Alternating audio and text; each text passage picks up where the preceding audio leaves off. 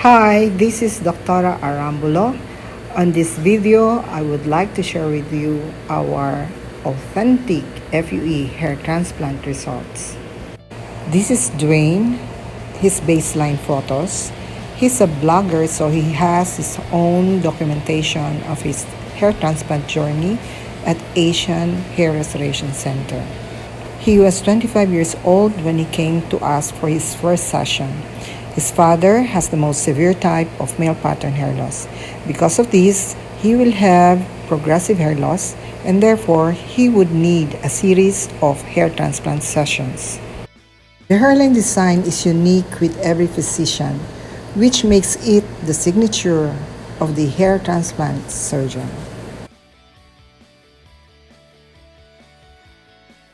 The design must have the approval of the patient before we move on with the procedure. His choice of technique was FUE. We use PRP for better wound healing of the donor and recipient sites and to keep the grafts healthy. This is the total number of FUE grafts transplanted during Dwaine's first FUE session.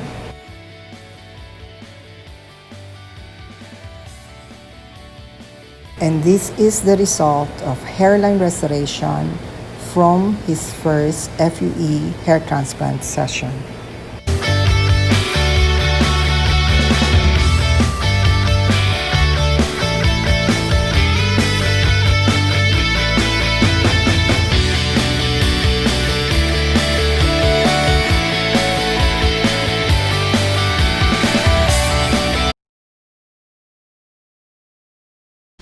Ayan, video. So, this is Dwaine. Hey guys, Yeah, after 2 or 3 procedures. it was three.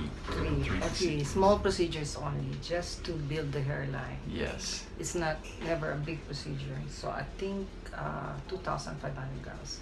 Yeah, about 2,500 from No. memory.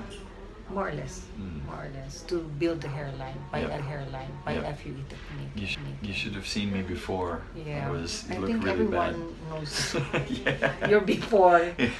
Okay, now this is the after. See the hairline. Perfect na ayan, perfect talaga.